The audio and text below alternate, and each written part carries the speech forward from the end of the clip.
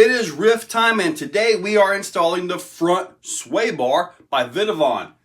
It's a really nice piece. We're going to get this on, take it for a drive. Take a look. The way this works is actually pretty darn nice. This right here replaces the front piece right there to allow the bar to actually go through it right there. And then these clamp onto here and then go down into these brackets right there. When you install this, you're going to want to put this into the chassis first because this goes over the bar. Before I put this in, I want to show you guys the modern design. I really like this design where the arm goes into there like that and then it's just capped. No more set screws on flat spots on the sway bars. Much better design. When installing this, you will need to remove these to get the bolts into there because you can't remove the C-hubs. So then that bolts right down in place, and I do recommend putting it together in this order.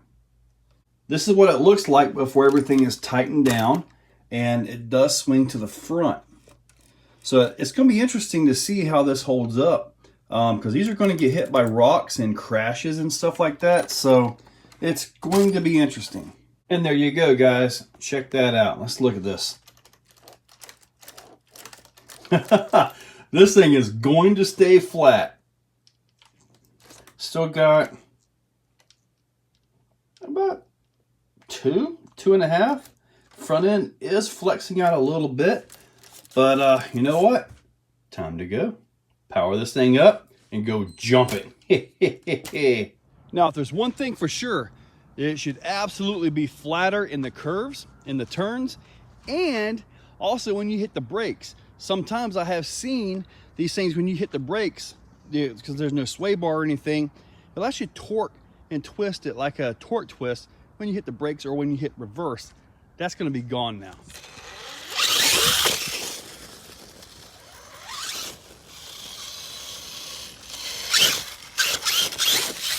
Yep, brand new fresh pile of dirt. It's going to be spread out before too long. Figured I may as well go ahead and drive on it, right? Nice and soft too. Like a good soft dirt. It makes landing, most of the time it makes landings easier.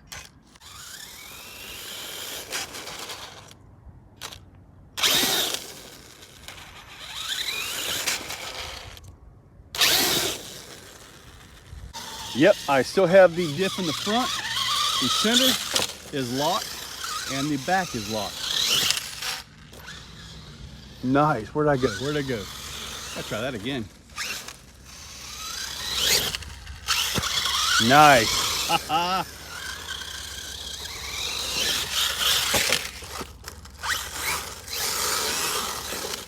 Oh, come on, baby.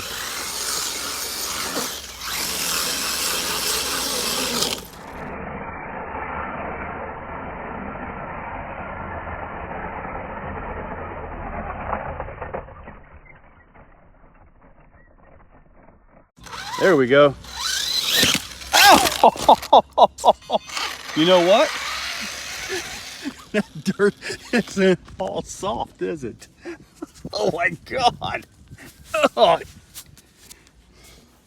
Look at that rock. All right.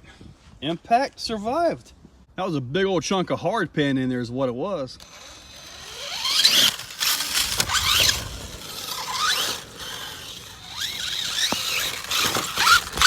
Found another one.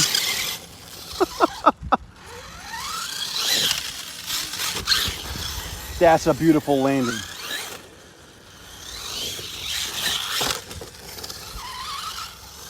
If I can hit this again. That's some good jumps right there for this thing, man. I want to try something crazy. Ha! Backflip.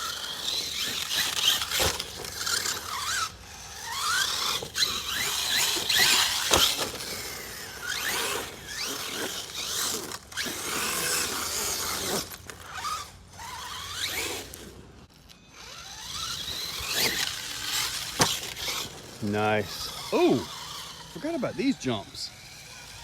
I don't know that it has enough to make it, but let's try. This is a 300-foot gap, guys.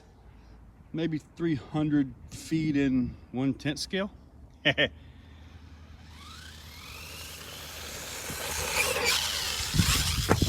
I got it. I also lost a wheel nut. So that thing came across, landed right there. It bounced 467 feet all the way to here. Bounced again another 300 feet because that second bounce is never quite as much. Landed there. Here you can see the axle dragging. So at that point the tire was gone. I found the nut. That's one of the reasons I like chrome wheel nuts. They are easier to find. Going on a nut hunt when you can't find the nut, that's never a good thing.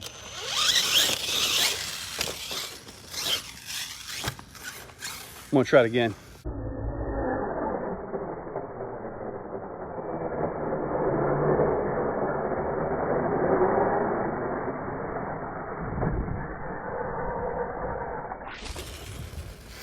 That was beautiful.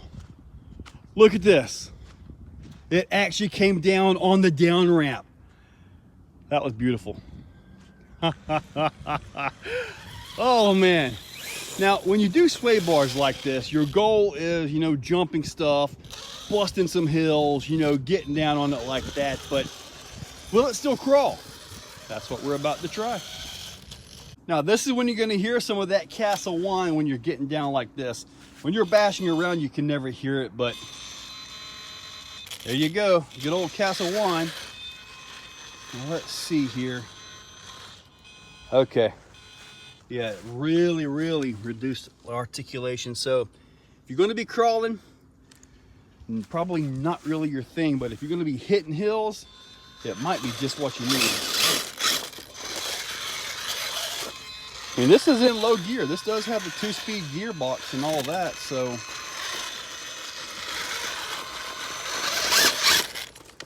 yeah, it's very stiff. Kind of reminds me of the oh, wait a minute, let me change something on the radio.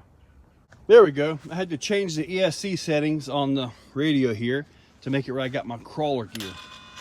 That's why I got my forward, reverse instantly and all that. Plus I got drag brake now. Yeah, it's very stiff. No articulation much up on the front.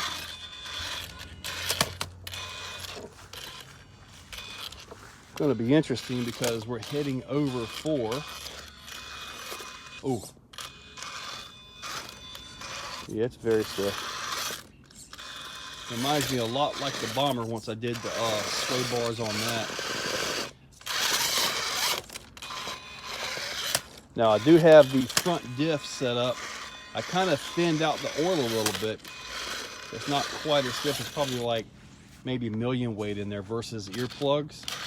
So, and that was done so I could have a little more steering and all that. Okay, we're about to drop into the nasty and let's see what we got. If it gets the nasty, I'll be surprised because it is just, it's stiff. Oh, wow. Now Thor is actually a little bit wider, but Thor has a lot more articulation because, well, it's built to be something completely different. And I'm gonna leave that right there. I know it ain't gonna get that.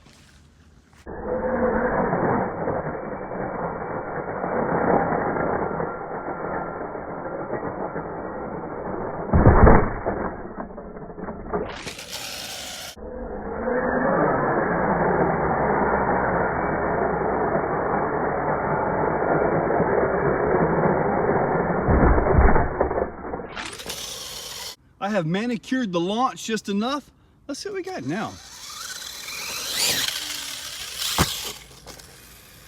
That is beautiful. Everything is still really soft, so it just kind of sunk in. Beautiful. Had to get those big giant boulders out over there.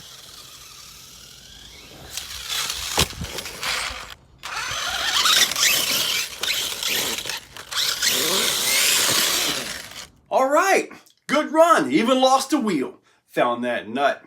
Anyway, the Swaybar done exactly what it was supposed to do. It helped to keep it flat. I did the brake and the reverse, so you can see there was no torque twist on that. Definitely stayed flat. Spun it around, had a good time with it. On the rocks, you really don't want a sway bar like this up front. The rear sway bar is actually all right on the rocks when the front is free to move like it should.